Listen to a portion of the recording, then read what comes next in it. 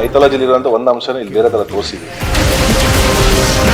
ನಾವೇನೋ ದೊಡ್ಡದು ಅದ್ಭುತ ಮಾಡ್ಬಿಡಿ ಅಂತಲ್ಲ ಮೇಡಮ್, ಏನೋ ಒಂದು ಒಳ್ಳೆ ಕಂಟೆಂಟ್ ಕೊಟ್ಟಿದ್ವಿ, ಒಳ್ಳೆ ಕಂಟೆಂಟ್ನ ಜನಕ್ಕೆ ರೀಚ್ ಮಾಡಬೇಕು. ನಮ್ಮ ಕತೆ ಹಾಗಿದೆ, ಅಷ್ಟು ದಮ್ ಇದೆ, ಇಷ್ಟು ದಮ್ ಇದೆ ಅಂತಾರೆ. ಸಿನಿಮಾದಲ್ಲಿ ಕತೆಲಿ ಏನೂ ಇಲ್ಲ ಅನ್ನೋಂಥ ಮಾತುಗಳನ್ನು ನಾವು ಕೇಳಿದ್ವಿ. ನಿಮ್ಮ ಥರನೇ ನಮಗೂ ಕ್ವಶನ್ ಮಾರ್ಕ್ ಆಗಿ ಓದಿದ್ವಿ ಏನಕ್ಕಿದು ಅಂತ ಗೊತ್ತಿಲ್ಲ. ಇವಾಗ ನೀವು ಸಾಂಗ್ ಅಲ್ಲಿ ನೋಡಿದ್ರೆ ಹಯಗ್ರೀವನ್ ವೈಫ್ ಆಗಿ ಕಾಣಿಸ್ಕೋತೀನಿ.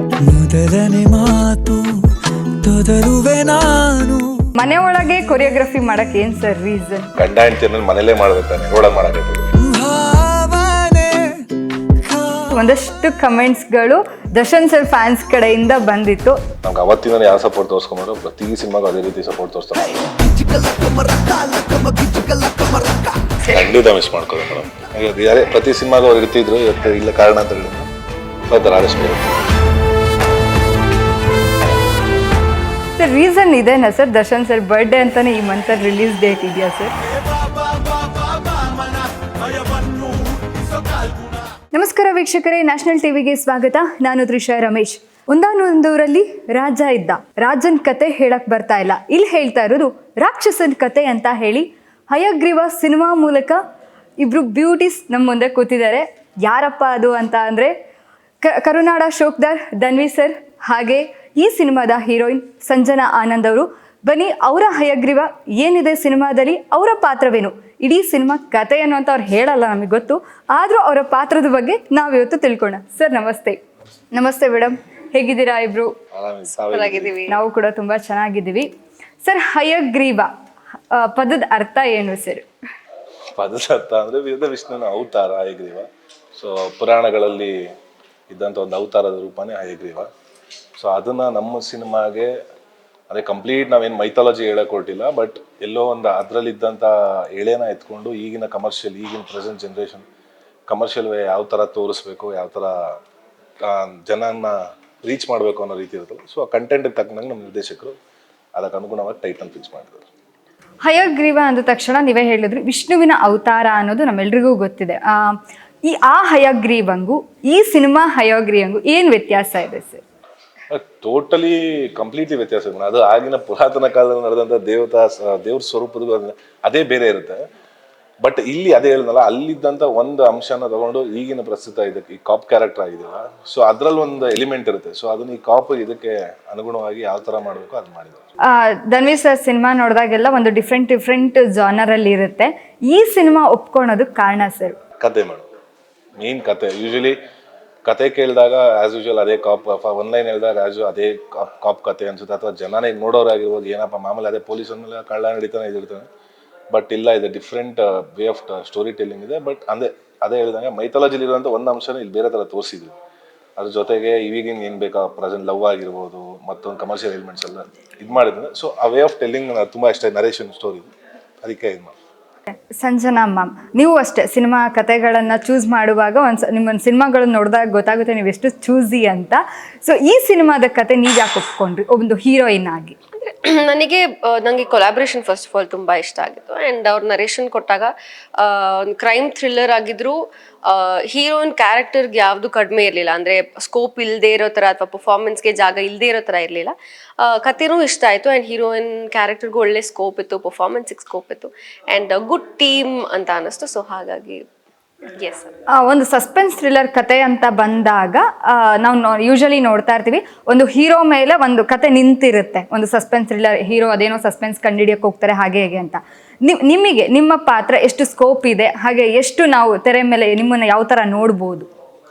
ಥ್ರೂ ದ ಜರ್ನಿ ಬರ್ತೀನಿ. ಆದರೆ ನಾನು ಅವ್ರದ್ದೇನು ಲೈನ್ ಬರುತ್ತೆ ಅದ್ರ ಒಳಗಡೆ ಇಂಟ್ರಪ್ಟ್ ಆಗ್ತೀನಿ ಅಂತಲ್ಲ, but throughout the story ನಾನು ಇದ್ದೀನಿ. ಇವಾಗ ನೀವು ಸಾಂಗಲ್ಲಿ ನೋಡಿದ್ರೆ ಹಯಗ್ರೀವನ್ ವೈಫ್ ಆಗಿ ಕಾಣಿಸ್ಕೋತೀನಿ, ಬಟ್ ಹಾಗಂತ ಜಸ್ಟ್ ಲವ್ ಇಂಟ್ರೆಸ್ಟ್ ಅಲ್ಲಿ ಮಾತ್ರ ಇರುತ್ತೆ ಅಂತಲ್ಲ. Through the cinema till the climax ವರ್ಗು like it ends with that character, Aishwarya ಅನ್ನೋ ಕ್ಯಾರೆಕ್ಟರ್ ಜೊತೆನೆ. ಸೊ ಅಫ್ಕೋರ್ಸ್ ಡೆಫಿನೆಟ್ಲಿ ತುಂಬ ಇಂಪಾರ್ಟೆನ್ಸ್ ಇರೋ ಕ್ಯಾರೆಕ್ಟ್ರೆ. ಐ ಥಿಂಕ್ ಸೋ ಫಾರ್ ಜರ್ನಿಯಲ್ಲಿ ಅಟ್ ದಿಸ್ ಪಾಯಿಂಟ್ ನಾನು ಏನು ಇಂಪಾರ್ಟೆನ್ಸ್ ಇಲ್ದಿರೋ ಪಾತ್ರಗಳನ್ನ ಚೂಸ್ ಮಾಡೋಕೆ ಆಗೋದಿಲ್ಲ. ಸೊ ಐ ಥಿಂಕ್ ಯೋಚನೆ ಮಾಡಿ ತುಂಬ ಇಷ್ಟಪಟ್ಟು ಒಪ್ಕೊಂಡಂಥ ಸಿನಿಮಾ. ಈ ಸಿನಿಮಾ ನಿಮಗೆ ಎಷ್ಟು ಸ್ಪೆಷಲ್ ಮ್ಯಾಮ್? Very special. ನಮ್ಮ 2026ನ ಮೊದಲನೇ ರಿಲೀಸ್ ನನಗೆ. And of course it's very special, ಒಂದು ಡಿಫ್ರೆಂಟ್ ರೋಲಲ್ಲಿ ಕಾಣಿಸ್ಕೊಂಡಿದ್ದೀನಿ. ಆ್ಯಂಡ್ ಈ ಥರ ಒಂದು ಸಾಂಗ್, ಒಂದು ರೊಮ್ಯಾಂಟಿಕ್ ಸಾಂಗ್ ಮಾಡಿರೋದೆ ನನ್ನ first time. So too many firsts in the cinema ಇದೆ ನನಗೆ. ಡಾಕ್ಟರ್ ಪಾತ್ರದಲ್ಲಿ ಮೊದಲನೇ ಬಾರಿ ಕಾಣಿಸ್ಕೊಂಡಿದ್ದೀನಿ. And yeah, very very special. Every cinema is special. Every ಸಿನಿಮಾಯಿಂದ ತುಂಬ ಆ್ಯಕ್ಟರ್ ಆಗಿ ಕಲ್ತಿದ್ದೀನಿ. ಒಂದು ಗ್ರೋತ್ ಇರುತ್ತೆ ಎವ್ರಿ ಸಿನಿಮಾಯಿಂದ ಎಲ್ಲ ಆ್ಯಕ್ಟರ್ಗೂ. ಈ ಸಿನಿಮಾನು one such. So this is also very special. ನೀವಿಬ್ರು ಆಲ್ರೆಡಿ ಕನ್ನಡ ಇಂಡಸ್ಟ್ರಿಲಿ ಇರೋರು, ನಿಮ್ಮ ಸಿನಿಮಾಗಳನ್ನು ನೋಡಿದ್ದೀವಿ. ಆದರೆ ನಿರ್ದೇಶಕರಿಗೆ ಚೊಚ್ಚಲ ಸಿನಿಮಾ ಇದು. ಚೊಚ್ಚಲ ಡೈರೆಕ್ಟ್ರ್ ಜೊತೆ ಕೆಲಸ ಮಾಡಬೇಕು ಅಂದಾಗ ಏನು ಈ ಥಾಟ್ ಬಂತು? ಯಾಕೆ ಫಸ್ಟ್ ಡೈರೆಕ್ಟ್ರ್ ಜೊತೆ ಯಾಕೆ ಒಪ್ಕೊಂಡ್ರಿ? ಫಸ್ಟ್ ಮೇಡಮ್ ಕತೆ ಕೇಳಿದಾಗ ಲೈಕ್ ಯೂಶಲಿ ಏನಾಗುತ್ತೆ ಅಂದರೆ ಕತೆ ಹೇಳೋದೇ ಒಂಥರ ಇರುತ್ತೆ, ಎಕ್ಸಿಕ್ಯೂಷನ್ ಮಾಡೋದೇ ಕೆಲವ್ರದ್ದು ಬೇರೆ ಥರ ಇರುತ್ತೆ. ಸೊ ಬಟ್ ಇವ್ರದ್ದು ನಮ್ದು ರಘು ಅವ್ರದ್ದು ಕತೆ ಬಂದು ಹೇಳಿದಾಗ ಏನಪ್ಪ ಇಸ್ ಈ ಕೇಪಬಲ್ ಆಫ್ ಡೂಯಿಂಗ್ ದಿಸ್ ಅಂತ. ಬಟ್ ಅವ್ರು ಆಲ್ರೆಡಿ ಒಂದು ಬೆಲ್ ಅನ್ನೋ ಒಂದು ಶಾರ್ಟ್ ಮೂವಿ ಮಾಡಿದ್ರು. ಸೊ ಅದ್ರಲ್ಲಿ ವರ್ಕ್ ಎಲ್ಲ ಇದಾಗಿ ಅವ್ರಿಗೆ ಕೆಲವೊಂದು ಅವಾರ್ಡ್ಸ್ ಅದೆಲ್ಲ ಬಂದಿತ್ತು. ಸೊ ಅವಾಗ ಅನ್ನಿಸ್ತು ಫೈನ್, ಇವ್ರು ಇದನ್ನ ಹ್ಯಾಂಡಲ್ ಮಾಡ್ತಾರೆ ಅಂತ. ಯಾವಾಗ ನಾವು ಶೂಟ್ ಸ್ಟಾರ್ಟ್ ಆಗಿ ಒಂದು 2-3 ಡೇಸ್ ಆದಮೇಲೆ ಲೈಕ್ ಅದು ಗೊತ್ತಾಯ್ತು, ಓ ಈಸ್ ಕೇಪಬಲ್ ಅಂದ್ಬಿಟ್ಟು. ಸೊ ಅವಾಗಿಂದ ಆರಾಮಾಗಿ ಇದು ಮಾಡಿ. ಬಟ್ ಮೇಜರ್ ಕತೆ ಹೇಳಿದ್ದ ರೀತಿ ಆಗಿರೋದು, ಆ ನರೇಶನ್ ತುಂಬ ಚೆನ್ನಾಗಿದೆ. ಮ್ಯಾಮ್ ನಿಮಗೆ? ನಾನು ವರ್ಕ್ ಮಾಡಿರೋ ಸುಮಾರು ಸಿನಿಮಾಗಳಲ್ಲಿ ಡೆಬ್ಯೂ ಡೈರೆಕ್ಟರ್ಸೇ ಇದ್ದಾರೆ. ಅಂದರೆ ಐ ಥಿಂಕ್ ನರೇಶನ್ ಕೊಡುವಾಗನೇ ಒಂದು ನಂಬಿಕೆ ಇರುತ್ತೆ. ಆ್ಯಂಡ್ ಮಿಕ್ಕಿದೆಲ್ಲ it again comes with experiment ಅಲ್ವಾ. ಬಟ್ ನಂಗೆ ಅವ್ರು ನರೇಶನ್ ಕೊಟ್ಟಿದ್ದ ರೀತಿ ಆ್ಯಂಡ್ ಅವ್ರ ಧನ್ವೀರ್ ಅವ್ರು ಹೇಳಿದಾಗೆ ಅವ್ರ ಶಾರ್ಟ್ ಮೂವಿ ತುಂಬ ಇಷ್ಟ ಆಗಿತ್ತು. ಆ್ಯಂಡ್ ಅವ್ರು ಅದ್ರಲ್ಲಿ ಮೇಕಿಂಗ್ ಒಂದು ಲೆವೆಲಿಗೆ ಗೊತ್ತಾಗುತ್ತೆ ಕೇಪಬಲ್ ಇದ್ದಾರೆ ಅಂತ. ಸೊ ಒಂದು ಧೈರ್ಯ ಮಾಡಿ like and I think his done a good job ಅಂತ ಹೇಳ್ಬೋದು. ಸರಿ, ಈಗ ಮೊದಲೆಲ್ಲ ಹೀರೋ ನೋಡಿ ಸಿನಿಮಾಗೆ ಹೋಗೋ ಕಾಲ ಇತ್ತು. ಆದರೆ ಇತ್ತೀಚೆಗೆ ಬರ್ತಾ ಇರೋ ಹೇಗಿದೆ ಅಂದರೆ, ಕತೆ ಇಷ್ಟ ಆದರೆ, ಕಂಟೆಂಟ್ ಇಷ್ಟ ಆದರೆ ಜನ ಥಿಯೇಟ್ರಿಗೆ ಬರ್ತಾ ಇದ್ದಾರೆ. ನಿಮ್ಮ ಸಿನಿಮಾ ಯಾಕೆ ಬರಬೇಕು ಸರ್ ಥಿಯೇಟ್ರಿಗೆ? ನಿಮ್ಮ ಸಿನಿಮಾದಲ್ಲಿ ಕಂಟೆಂಟ್ ಯಾವ ಥರ ಜನಕ್ಕೆ ಇಷ್ಟ ಆಗುತ್ತೆ? ಎಲ್ಲ ರೀತಿನೂ ಇಷ್ಟ ಆಗ ನಮ್ಗೆ. ಅಂದರೆ ಅದನ್ನೇ ಹೇಳಿದ್ರು, ಯೂಶುವಲ್ ಅದೇ ಪೊಲೀಸ್ ಅಂದ್ರೆ ಏನೋ ಪೊಲೀಸ್ ಕಳ್ಳಾಡಿದ್ಬಿಡ್ತಾನೆ, ಇದು ಮಾಡ್ಬಿಡ್ತಾನೆ, ಜನಕ್ಕೆ ಥಾಟ್ ಬರೋದೇ ಇದು. ಸೊ ಇದು ಕಾಪ್ ಅನ್ನೋದ್ರಿಂದ ಡ್ಯುಯಲ್ ಶೇಡ್ ಇದೆ. ನಂದಾಗಿರ್ಬೋದು, ಇವ್ರದ್ದಾಗಿರ್ಬೋದು, ಡ್ಯುಯಲ್ ಶೇಡ್ ಕ್ಯಾರೆಕ್ಟರ್ಸ್ ಬರುತ್ತೆ. ಜೊತೆಗೆ ಇದೆಲ್ಲೋ ಒಂದು ಪೊಲೀಸ್ ಅಂದ ತಕ್ಷಣ ನಾನು ಹೇಳಿದನ, ಬಟ್ ಆ ಥರ ಇಲ್ಲ. ಇದು ಬೇರೆ ಥರನೇ ಹೋಗುತ್ತೆ, ಬೇರೆ ಥರನೇ ಬ್ಲೆಂಡ್ ಆಗಿ ಅದೇ ಮೈಥಾಲಜಿದು ಒಂದು ಕಂಟೆಂಟ್ ಇಟ್ಕೊಂಡು ಇವತ್ತಿನ ಪ್ರಸ್ತುತ ವಿದ್ಯಮಾನಗಳು ಏನು ನಡೀತಾ ಇರ್ತಾರ, ಗೊತ್ತಿಲ್ಲದೆ ಇರೋ ಜಗತ್ತು, ಅದನ್ನು ತೋರ್ಸೋಕೆ ಹೊರಟಿದ್ದಾರೆ. ಓಕೆ, ಒಂದು ಸಿನಿಮಾ ಅಂದ ತಕ್ಷಣ ಒಂದು 10% ಮೆಸೇಜ್ ಇರುತ್ತೆ, ಇನ್ನು ಒಂದು 90% ಕಮರ್ಷಿಯಲ್ ಇರುತ್ತೆ. ನಿಮ್ಮ ಸಿನಿಮಾ ಮೂಲಕ ಜನಕ್ಕೆ ಏನು ಹೇಳಕ್ ಹೊರಟಿದ್ದೀರಾ? ಮೇಡಮ್ ಹೇಳಕ್ಕೆ ಹೊರಟಿದ್ದು ಅಂದರೆ ಆಬ್ವಿಯಸ್ಲಿ ಅದು ಎಲ್ಲರೂ ಕೇಳೋದು, ನಮ್ಮ ಸಿನಿಮಾದಲ್ಲಿ ಮೆಸೇಜ್ ನಾವು ಹಂಗೆ ಹೇಳ್ಬೋದು ಮೆಸೇಜ್ ಇದೆ ಅಂತ. ಬಟ್ ಸಿನಿಮಾ ಇಸ್ ಯಾವತ್ತೂ ಎಂಟರ್ಟೈನ್ಮೆಂಟ್ ಆಗಿ ನೋಡ್ಬೇಕಷ್ಟೇ. ಒಂದು ಎಂಟರ್ಟೈನ್ಮೆಂಟು ಇದಕ್ಕೆ ನಾವು ಒಬ್ಬ ನೋಡೋ ಆಡಿಯನ್ಗೆ ಅಷ್ಟು ಏನು ಕಾಸು ಕೊಟ್ಟು ನೋಡ್ತಾರಲ್ಲ, ಸೊ ಆ ಪರ್ಟಿಕ್ಯುಲರ್ ಟೈಮ್ಗೆ ನಾವು ಅವ್ರಿಗೆ ಎಂಟರ್ಟೈನ್ ಮಾಡ್ಬೇಕಷ್ಟೇ. ಸೊ ಅದನ್ನು ಇದ್ರಲ್ಲಿ ನೋಡಿದ್ರೆ ಖಂಡಿತವಾಗ್ಲೂ ಎಲ್ಲ ಥರದ ಒಂದು ರಸದೌತಣ ಅಂತ ಹೇಳ್ಬೋದು ಅಷ್ಟೇ. ಪೊಲೀಸ್ ಪಾತ್ರ ಹಾಕಿದ್ದೀರಾ.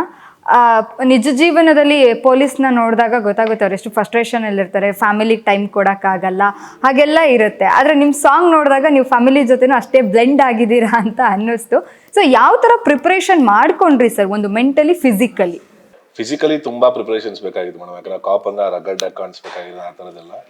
ಅದು ಬಿಟ್ಟರೆ ಮೆಂಟಲಿ ಏನಿಲ್ಲ ಮೇಡಮ್. ಯೂಶಲಿ ನಾವೇನು ರಿಯಲ್ ಪೊಲೀಸ್ ಏನು ಮಾಡ್ತಾ ಇಲ್ವಲ್ಲ, ಅದು ಪಾತ್ರಗನುಗುಣವಾಗಿ ಮಾಡ್ತಾ ಇದ್ರಿಂದ. ಸೊ ಆಸ್ ಯೂಶುವಲ್ ಅದನ್ನ ಯಾವ ಥರ ಕ್ಯಾರೆಕ್ಟರ್ ಬೇಕು ಅಂತ ಹೇಳಿದ್ರೆ ಅದನ್ನೇ ರೆಡಿ ಮಾಡ್ಕೊಂಡು ಮಾಡಿದ್ವಿ ಅಷ್ಟೇ. ಸಂಜನಾ, ಡಾಕ್ಟ್ರು ಪಾತ್ರ ಮಾಡ್ತಾ ಇದ್ದೀನಿ ಅಂದರೆ ಮೆಡಿಕಲ್ ಬಗ್ಗೆ ಎಷ್ಟು ತಿಳ್ಕೊಂಡ್ರಿ? ಮೆಡಿಸಿನ್ ಬಗ್ಗೆ ಅಷ್ಟು ಡೆಪ್ತಲ್ಲಿ ನಾನು ಏನು ಮೆಡಿಕಲ್ ಟರ್ಮ್ಸ್ ಆ ಥರ ಏನು ತೋರಿಸಿಲ್ಲ ಸಿನಿಮಾದಲ್ಲಿ.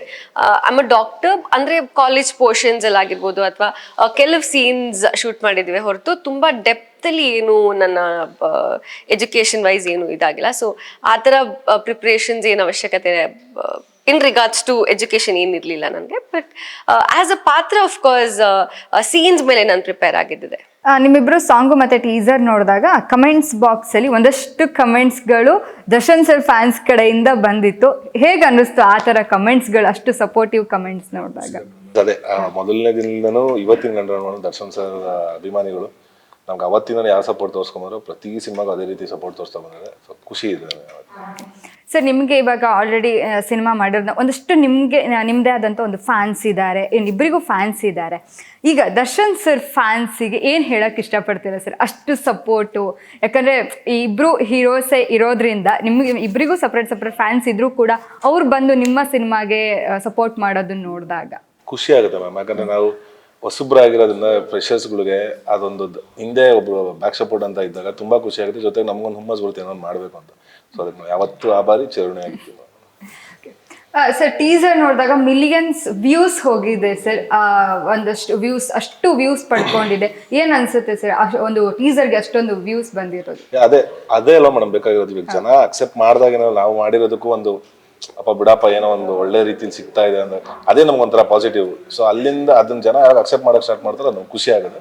ಸೊ ಮುಂದಕ್ಕೆ ಏನ್ ಬರುತ್ತೆ ಕಾನ್ಫಿಡೆನ್ಸ್ ಆಗಿ ಮಾಡ್ತೀವಿ ಇನ್ನೊಂಚೂರು ಅಷ್ಟೇ. ಸರ್ ಇವಾಗ ಶುಕ್ರವಾರ ಬಂತು ಅಂದರೆ ಸಿನಿ ಪ್ರೇಮಿಗಳಿಗೂ ನಮಗೂ ಎಲ್ರಿಗೂ ಅದೊಂಥರ ಹಬ್ಬ. ಆದರೆ ಇತ್ತೀಚಿನ ದಿನಗಳಲ್ಲಿ ನಾನು ನೋಡ್ತಾ ಇರ್ತೀನಿ, ಒಂದೇ ದಿನ ಒಂದು 13-12 ಸಿನಿಮಾಗಳು ರಿಲೀಸ್ ಆಗುತ್ತೆ ಸರ್. ಎಲ್ಲೋ ಒಂದು ಕಡೆ 1-2 ಸಿನಿಮಾಗಳು ಗೆಲ್ಲುತ್ತೆ, ಬೇರೆ ಎಲ್ಲ ಸಿನಿಮಾಗಳು ಅವರೇಜಲ್ಲಿ ಹೋಗುತ್ತೆ.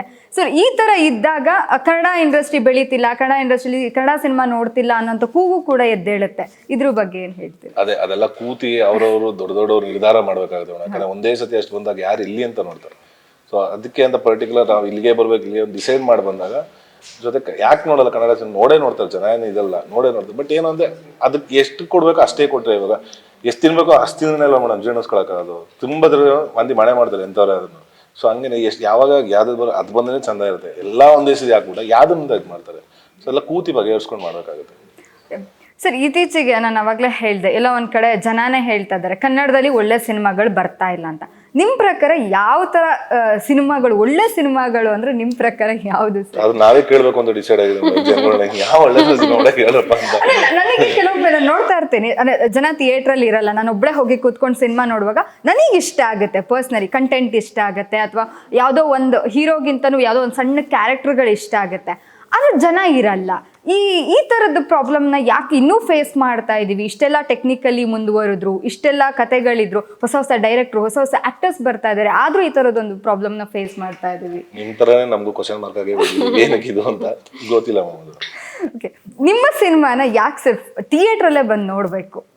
ಥಿಯೇಟ್ರಲ್ಲೇ ಬಂದು ನೋಡಿದ್ರೆ ಕನ್ನಡ ಸಿನಿಮಾನ ಒಂದು ಒಳ್ಳೆ ನಮ್ಮ ಕನ್ನಡ ಇಂಡಸ್ಟ್ರಿ ಇದು ಮಾಡಬೇಕು ಅಂದ್ರೆ ಒಳ್ಳೊಳ್ಳೆ ಸಿನಿಮಾಗಳು ಬರ್ತದೆ, ಬಂದು ಥಿಯೇಟ್ರಲ್ಲಿ ನೋಡಿ ಅಂತೀವಿ. ಬಟ್ ನಾವೇನೋ ದೊಡ್ಡದು ಅದ್ಭುತ ಮಾಡಿಬಿಡಿ ಅಂತಲ್ಲ ಮೇಡಮ್, ಏನೋ ಒಂದು ಒಳ್ಳೆ ಕಂಟೆಂಟ್ ಕೊಟ್ಟಿದ್ದೀವಿ, ಒಳ್ಳೆ ಕಂಟೆಂಟ್ನ ಜನಕ್ಕೆ ರೀಚ್ ಮಾಡಬೇಕು ಅಂತ ಇದ್ದೀವಿ.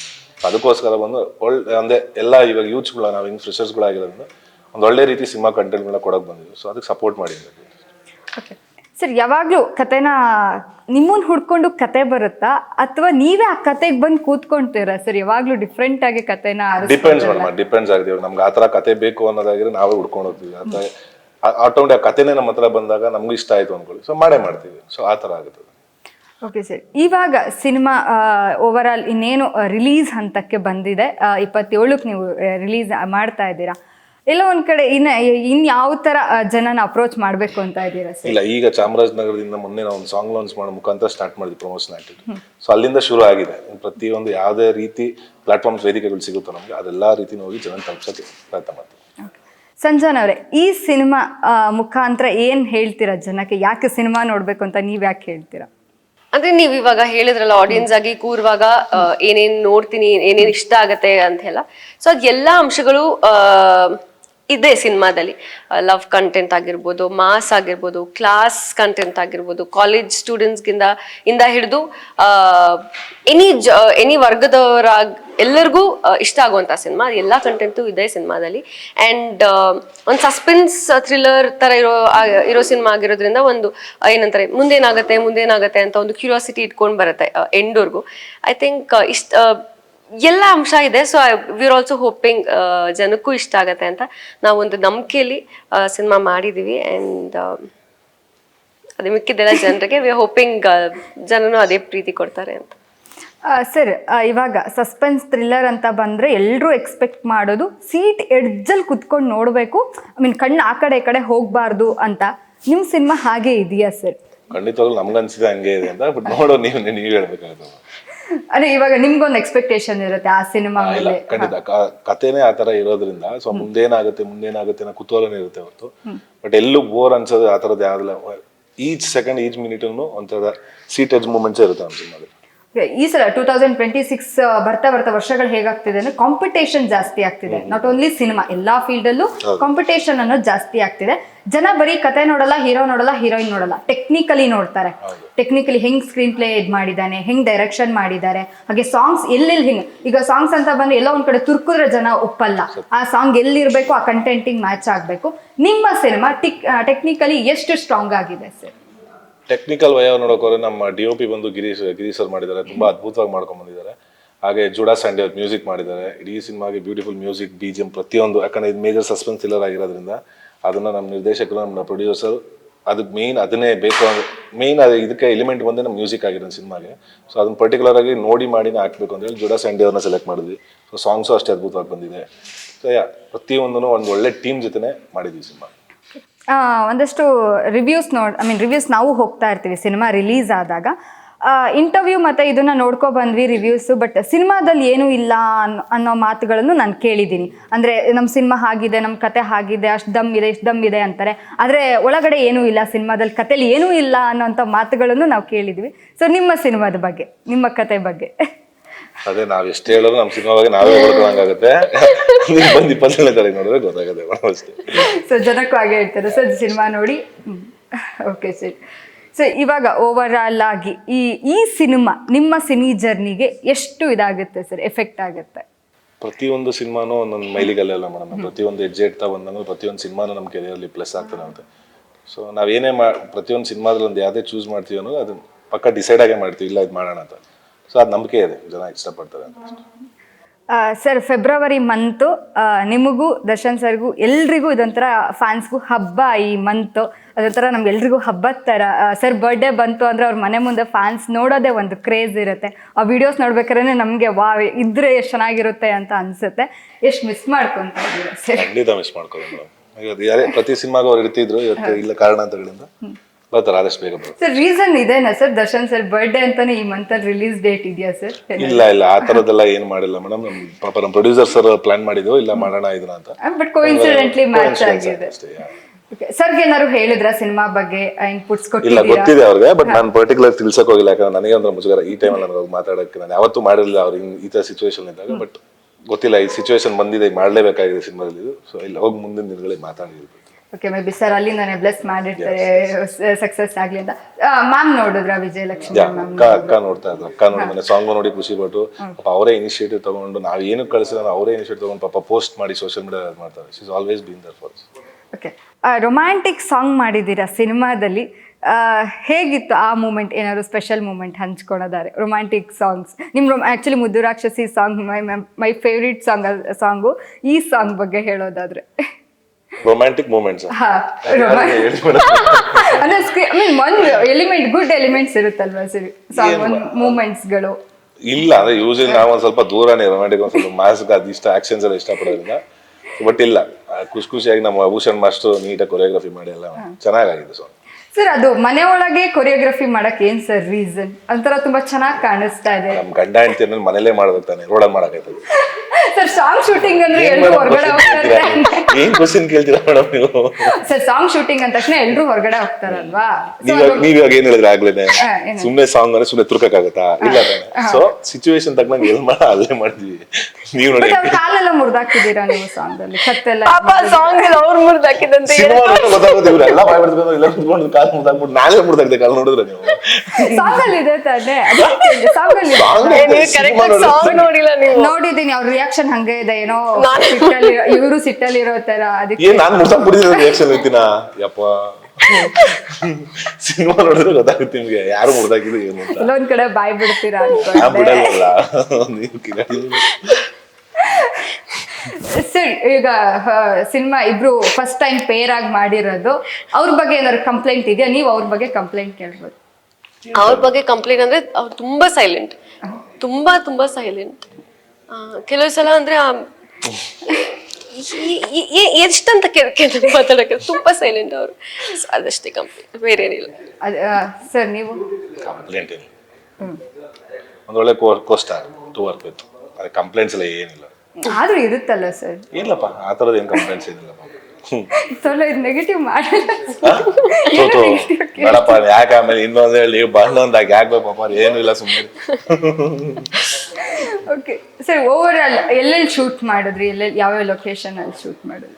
ಆಲ್ಮೋಸ್ಟ್ ಬ್ಯಾಂಗ್ಳೂರನ್ನೇ. ಅಂದ್ರೆ ಇಡೀ ಸಿನಿಮಾ ನಡೆಯೋದೇ ನೈಟ್ ಇದ್ರಿಂದ ಕಂಪ್ಲೀಟ್. ಆಲ್ಮೋಸ್ಟ್ ನಾವು ನೈಟ್ ಶೂಟ್ಸೇ ಜಾಸ್ತಿ ಇದೆ ಸಿನಿಮಾಲಿ. ಸೊ ಮಿಡ್ ನೈಟ್ಸೇ ಶೂಟ್ ಮಾಡ್ತಾ ಇದ್ವಿ. ಆಲ್ಮೋಸ್ಟ್ ಬ್ಯಾಂಗ್ಳೂರೇ ಶೂಟ್ ಮಾಡಿದ್ವಿ ನಾವು ಅಷ್ಟೇ, ಎಲ್ಲಿ ಹೊರಗಡೆ. ಓಕೆ ಸರ್, ಹಯಗ್ರೀವ ಮೂಲಕ ತೆರೆ ಮೇಲೆ ಬರಕ್ಕೆ ಇಬ್ರು ಸಜ್ಜಾಗಿದ್ದೀರಾ. ಲಾಸ್ಟ್ ನಮ್ಮ ಆಡಿಯನ್ಸಿಗೆ ಏನು ಹೇಳಕ್ ಇಷ್ಟಪಡ್ತೀರಾ, ನಿಮ್ಮ ಫ್ಯಾನ್ಸ್ಗೆ, ನಿಮ್ಮಿಬ್ಬರ ಫ್ಯಾನ್ಸ್ಗೆ? ಏನಿಲ್ಲ ಮೇಡಮ್, ಇದೇ 27ನೇ ತಾರೀಕು ಫೆಬ್ರವರಿ 27ನೇ ತಾರೀಕು ರಾಜ್ಯಾದ್ಯಂತ ಎಲ್ಲ ಚಿತ್ರಮಂದಿರಗಳಲ್ಲೂ ನನ್ನ ಹಯಗ್ರೀವ ಚಿತ್ರ ಬಿಡುಗಡೆ ಆಗ್ತಿದೆ. ಸೊ ದಯಮಾಡಿ ಎಲ್ಲರೂ ಹತ್ತಿರ ಚಿತ್ರಮಂದಿರಕ್ಕೆ ಬಂದು ಚಿತ್ರನ ವೀಕ್ಷಣೆ ಮಾಡಿ ನಿಮ್ಮ ಪ್ರೀತಿ ಪ್ರೋತ್ಸಾಹ ಆಶೀರ್ವಾದ ಸದಾ ನಮ್ಮಂತ ಚಿಕ್ಕ ಕಲಾವಿದರ ಮೇಲೆ ಇರಲಿ ಅಂತ ಕೇಳ್ಕೊತೀನಿ. ಮ್ಯಾಮ್ ನೀವು? ಸೇಮ್. ಇಷ್ಟು ವರ್ಷ ಹೇಗೆ ತುಂಬಾ ಪ್ರೀತಿ ಕೊಟ್ಟು ಇಲ್ಲಿವರೆಗೂ ಕರ್ಕೊಂಡು ಬಂದಿದ್ದೀರಾ, ಈ ಸಿನಿಮಾ ಕೂಡ ಅಷ್ಟೇ ಪ್ರೀತಿ ಕೊಡಿ, ಇನ್ನ ಜಾಸ್ತಿ ಪ್ರೀತಿ ಕೊಡಿ. ಐ ಹೋಪ್ ನಿಮ್ಮ ಎಕ್ಸ್ಪೆಕ್ಟೇಷನ್ಸ್ ನಾವು ರೀಚ್ ಮಾಡ್ತೀವಿ ಅಂತ. ಸೊ 27th ಸಿನಿಮಾ ನೋಡಿ ಗೆಲ್ಸಿ ಅಂತ ಕೇಳ್ಕೊತೀನಿ. Okay, thank you so much ಇಬ್ಬರಿಗೂ. All the best. ಇನ್ನು ಒಳ್ಳೊಳ್ಳೆ ಕಥೆಗಳು ನಿಮ್ಮನ್ನೇ ಹುಡ್ಕೋ ಬರಲಿ, ಇನ್ನು ಒಳ್ಳೊಳ್ಳೆ ಸಿನಿಮಾಗಳನ್ನ ಮಾಡಿ ಅವಾಗ ನಮಗೂ ಈ ಥರ ಸಿಗ್ತಾ ಇರಿ ಅಂತ ಹೇಳ್ತಾ thank you so much. Thank you. Okay, ನೋಡಿದ್ರಲ್ಲ ವೀಕ್ಷಕರೇ, ಇದಾಗಿತ್ತು ಇವತ್ತಿನ ಸಂಚಿಕೆ. ಫೆಬ್ರವರಿ 27ನೇ ತಾರೀಕು ಹಯಗ್ರೀವ ರೆಡಿ ಆಗಿದೆ, ತೆರೆ ಮೇಲೆ ಸಜ್ಜಾಗಿದೆ. ಹಾಗೆ ನಿಮ್ಮನ್ನ ಮನೋರಂಜನೆಗೆ ಬರ್ತಾ ಇದ್ದಾರೆ. ಕನ್ನಡ ಸಿನಿಮಾಗಳನ್ನ ಥಿಯೇಟ್ರಿಗೆ ಹೋಗಿ ನೋಡಿ, ಕನ್ನಡ ಸಿನಿಮಾಗಳನ್ನ ಗೆಲ್ಲಿಸೋ ಜವಾಬ್ದಾರಿ ನಮ್ಮೆಲ್ಲರದು, ಹಾಗೆ ನಿಮ್ಮೆಲ್ಲರದು ಅಂತ ಹೇಳ್ತಾ ಎಲ್ಲರಿಗೂ ಧನ್ಯವಾದಗಳು.